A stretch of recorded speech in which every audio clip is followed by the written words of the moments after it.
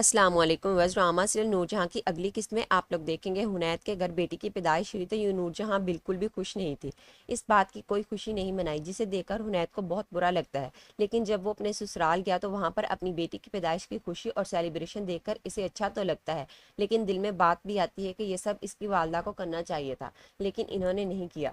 نور جہاں جسے علم ہو چکا ہے کہ نور بانو نے ساری زمینوں کا کام مراد کے حوالے کیا، ساری ذمہ داری اس کو دی ہے، تو وہ مراد کے پاس آتی ہیں اور اسے کہتی ہیں کہ مجھے پتا چلا ہے کہ نور بانو نے اپنے والد کی ساری زمینیں تمہارے حوالے کر دی ہیں. تو مراد بھی اپنے دل کی بات اپنی والدہ کے سامنے کرتا ہے کہ میں تو یہ ذمہ داری لینا بھی نہیں چاہتا تھا، نور بانو نے زبردستی یہ ذمہ داری مجھ پر ڈال دی. تو نور جہاں بھی شاید اپنے بیٹے کو یہ بات کہہ دے کہ تم نور بانو سے کہہ کر ساری زمینیں اپنے نام کروا لو، یا پھر یہ کہہ دے کہ تم وہاں پر کام نہیں کرو گے جب تک میری مرضی نہیں ہوگی، اس لیے اسے اپنے نام کرو اور پھر کام کرتے رہنا.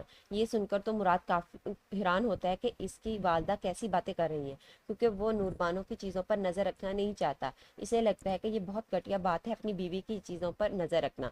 سفینہ بھی اپنے گھر واپس آ جائے گی تو یہ حنیت جو اب اپنی بیٹی انسیہ سے کافی اٹیچ ہو جائے گا، اس کے بغیر تو اس کا دل بھی نہیں لگے گا. اور جب نور جہاں اس کی بیٹی سے اچھا رویہ نہیں رکھے گی تو اسے پیار نہیں کرے گی تو حنیت کو بھی برا لگے گا اور غصہ بھی آیا کرے گا. سفینہ مہا سے بھی کہتی ہے کہ سفیر کے ساتھ رہ کر سنبل کی زندگی ضائع ہو رہی تھی، اچھا ہوا کہ اس کو اس رشتے سے آزادی مل گئی. تو مہا بھی اپنے دل کی بات کر دے گی کہ جب تک میں سنبل سے ملی نہیں تھی مجھے اس سے بہت نفرت تھی، لیکن جب میں ملی تو مجھے اس کی حالت دیکھ کر سفیر اور اس کی والدہ کا اس کے ساتھ رویہ دیکھ کر اس کی حالت پر ترس آیا. اب شاید سفینہ کو پتہ چل جائے کہ وہ جیسی مہا کو سمجھتے ہیں وہ ویسی نہیں ہے.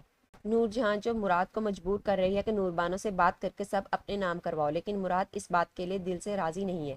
وہ ایسا کرنا نہیں چاہتا. وہ پوچھے گی کہ مراد تم نے نور بانو سے بات کی جو میں نے تمہیں کہا تھا، لیکن مراد انکار کر دے گا کہ میں نے بات نہیں کی، مجھے یہ سب ٹھیک نہیں لگ رہا. لیکن یہ نور جہاں اور اس کے بیٹے بھی اپنے بھائی مراد کو مجبور کر رہے ہیں کہ تمہیں اماں کی بات ماننی پڑے گی، لیکن شاید ان لوگوں کے مجبور کرنے پر بھی مراد ایسا نہیں کرے گا. سنبل جو ابھی بھی نور بانو کے والد کے گھر پر رہ رہی ہے تو نور بانو کا کزن آئے گا اس کے گھر میں.